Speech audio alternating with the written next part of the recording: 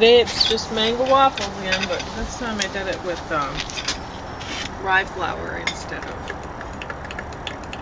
oat flour. And James is having apple juice.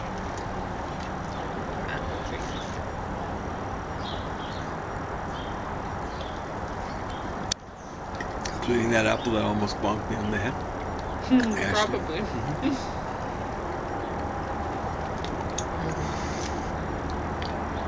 And I guess our talk is probably going to be about I think, the likelihood of Trudeau losing the election to the Conservatives. Yeah. And how much worse things will be, even yet. You know, I mean, they were bad under Trudeau because he's an idiot. And his handlers are idiots. Because they're all a bunch of aggressive personality types. And they're really quite clueless about the big picture. It looks that way. A lot of Reds are actually, or I should say aggressive rulers. Yeah. So we're not talking about Indigenous Americans. No, you stupid censors. Or Russians. And we're not. When we're saying that. So. Although we could be talking about or communists, but got to make a distinction between Russians and communists, and it's not just for the sake of the censors and stuff like that. But what I was going to say is the aggressive rulers, many of them are actually really good at looking out for their own interests. They're very good at, what's coming in to them, but not really good at the whole big picture. Everyone.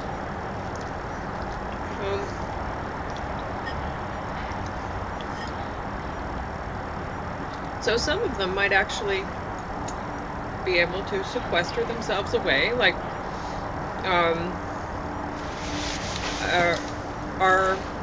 in Alberta here we have a conservative government, just the provincial government, and he put in a whole bunch of packages for people to get compensated even further for working outside the home, or working outside the workplace, so at home. So if you're working from home, you probably have some sort of a management position or something anyway, so you're an aggressive personality type more than likely, and then you get this added benefit of little economic incentive to stay at home, which that's the benefit. You don't have to go to work in a pandemic to the workplace. Interesting. So many of the aggressive personality types have that option. They don't have to go to the workplace to make their income during the pandemic. So really, when they catch COVID, it's on them. They didn't even have to go to work, like the poor amiable people who are ringing the things through the cash register or whatever, or whatever they're doing, reception work, or anyway, deplugging aggressive personality types' toilets, delivering them pizza, whatever. So they're just getting it by going gallivanting around the world and bringing it back. Spreading it too to other places. Yeah. So that's nice. And I mean, I'm not just picking on the Conservatives here. I mean, Trudeau's a moron. He was an oxymoron. We got to make that clear. Yeah. He thinks he's sharp. Yeah. So oxymoron means sharp, dull. And aggressive personality types tend to be that way. They really overestimate their intellectual abilities. And they're, frankly, Severely they're teenagers. overrated. They're severely developmentally challenged. Anyway, so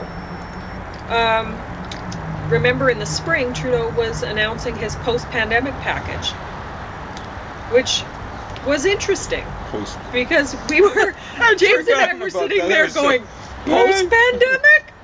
Like, this is ridiculous. We might not even be halfway through it. We might never get through it. We might never get through it.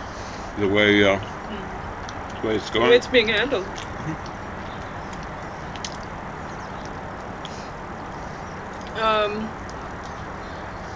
Post-pandemic. Yeah. Now, so let's not just pick on him.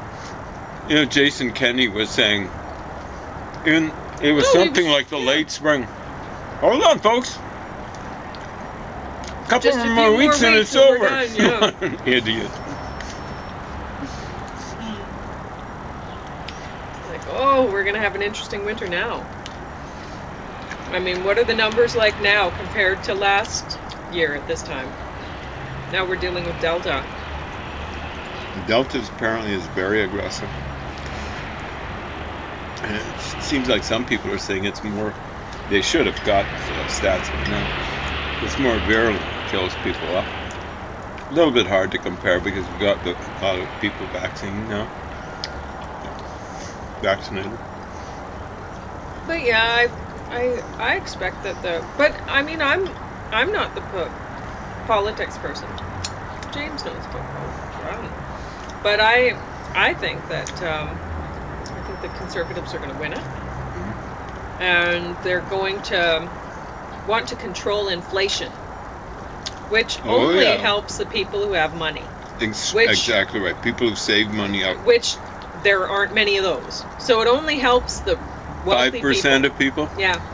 And in any particular society? So you can kiss your house sales and house buying goodbye, because the interest rates are going to skyrocket. It'll slow the economy down. Yeah. They don't care. They don't care. They don't care about. They don't care about how many people are unemployed, particularly at the beginning of their administration. Now, they'd be faced with a, unless it really drops out for Trudeau, they'd be faced with governing with a minority government. And they'd have to keep the Bloc Québécois on side. I was going to say keep them happy, but the Bloc Québécois are almost by definition not happy, so long as Canada exists as a nation state, or two nations, one state.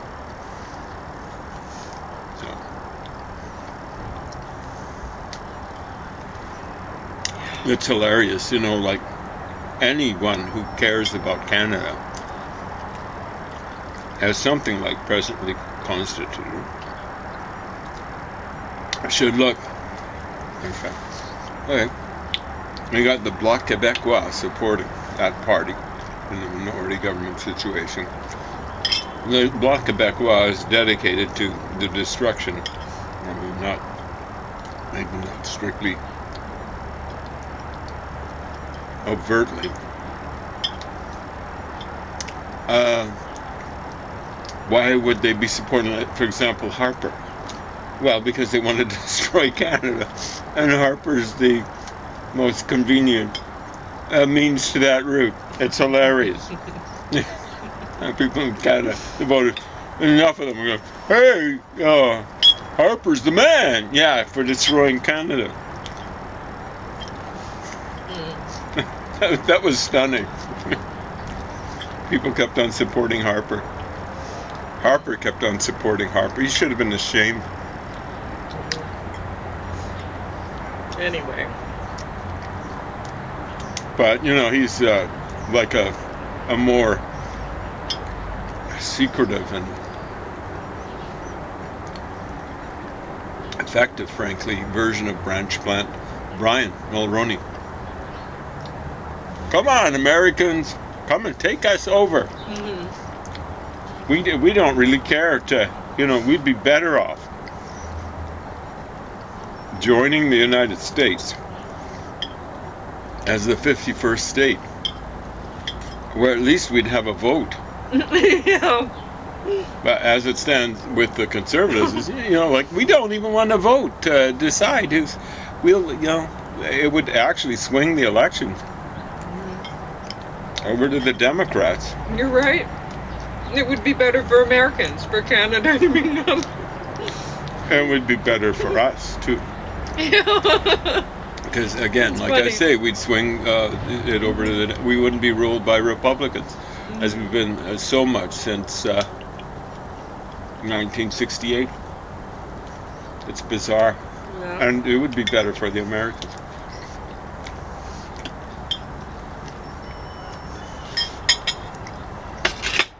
Anyway, well, see. But O'Toole, Aaron, oh what a tool, that's his full name, incidentally. There's actually, it looks as though he's campaigned quite candidly. What he's done is he's seen how Trudeau has kept the left-wingers on side by talking a good game and then and sometimes a bad game when it comes to certain things, like his rip-rap and yip-yap about multiculturalism and stuff like that. Multiculturalism as presently constituted, as opposed to what I believe in, cosmopolitanism. Multiculturalism is where everyone hunkers down into their own little culture. The world's tried that, and it led to World War I, World War II.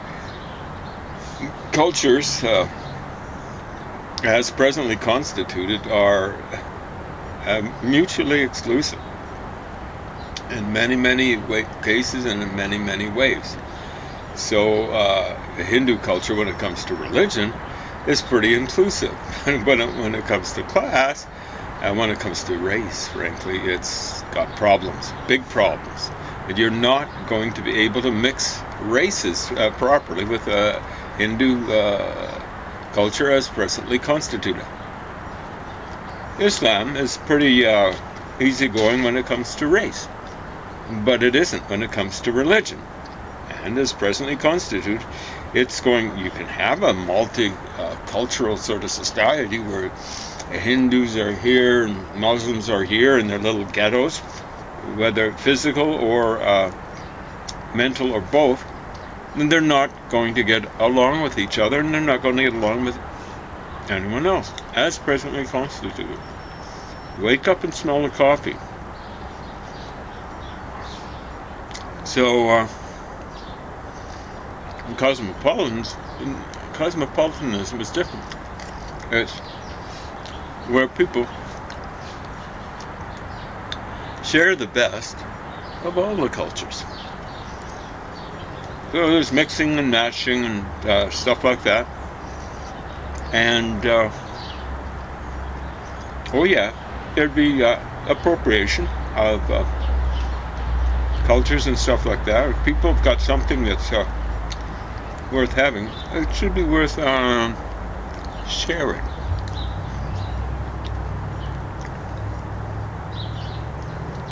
On a democratic basis. So you'll get people saying, hey, this culture had certain medicines and stuff like that. That's theirs. Hey, if I develop a cure, or my family develops a cure for cancer or something like that, I want to share that with the whole world. I really do. Now, there should be compensation and stuff like that. So, like I'm not into the corporate sort of thing where they stomp into a place, gets people's genetic code, and then they find out that there's one particular gene that that causes some sort of illness, and then they want to put a patent on that. Well, that's shameful, you know. That's not cosmopolitanism. That's another form of, we've talked before about how corporations are corporatists. The classic corporatists, although originally I think was designed to designate what the Catholic Church believed, their approach to things, but everyone's a member of a universal or universalized society. Catholic basically means universal. I believe it comes from the Greek.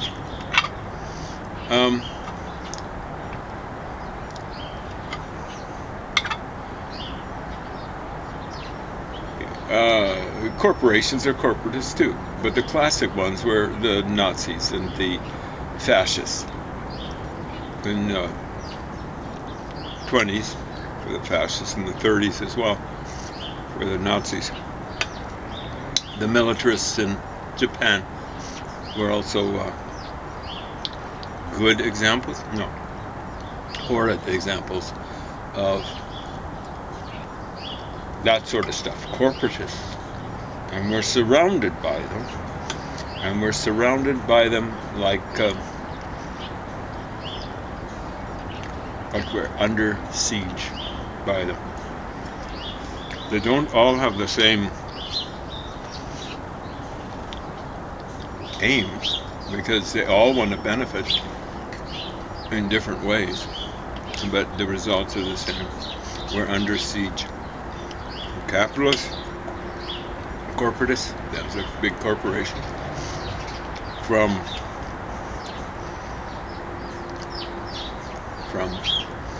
nationalist corporatists. Those would be what are called populists or fascists or Nazis. In essence, they're the same. Some are like Nazism light. Donald Trump, for example. And then there are the various religious corporatists. Apparently that designation was used to describe the Catholic Church, and I include them. But it also includes any entity that really doesn't recognize the separation of church and state. So the Eastern Orthodox Church in Russia, which is working kind of hand in fist, hand in mailed glove with Putin right now. And it includes Islam. And it also, if an entity doesn't believe in separation of church and social system, I've got a problem with that. So that would include Hinduism, fundamentalist forms of it. And I never mentioned the communists, and it includes the communists. What their formula is for a class, a particular type of class. I guess the corporatist formula is based on class too. It's just the class that's the communists are represent is the vanguard of the revolution, which is the intelligentsia. That doesn't mean they're intelligent. They are the faux gauches. And they think they're intelligent.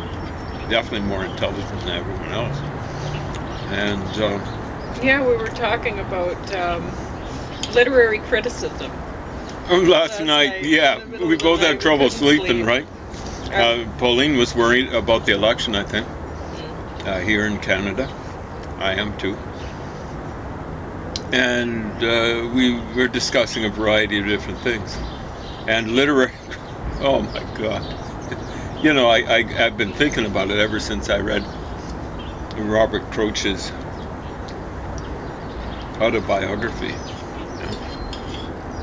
Literary criticism is hilarious. And it's shameful because I think Robert Croce was a decent fellow and quite an intelligent fellow. for an aggressive propagandist type. But, it's, how can I describe it? W.H. Auden maybe put it well. A fine tenor voice that is ruined by striving for effects that bring down the house. Yelling and screaming. You see what I'm saying? That was what W.H. Auden was talking about. A fine tenor voice ruined for effects that bring down the house. I'm not quoting it exactly, but a lot of aggressive propagandists are that way. They've actually got, some of them have got considerable talent, but they're trying to bring down the house, or they're trying to upstage other people, And I love the story about Marlon Brando. He started off as a stage actor, and someone tried to upstage him. I mean, he was a big physical brute. Have you seen pictures of him when he was playing a streetcar named Desire? Very muscular. Yeah, exactly right. Yeah. And I'm not so sure he didn't step on people's toes as he was doing it. Literally, it would hurt. And that's really what should be done with, just stepping on the toes. I'm not talking about hurting. So don't make the straw person out of me. Thank you, please and thank you.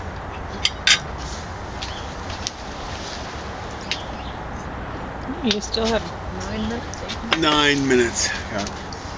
Anyway, literary criticism. Oh, it's a horrible mishmash of the basic foundation for it is a sort of in some cases attenuated communism. That's the basic foundation of it. There's some Freudianism thrown in.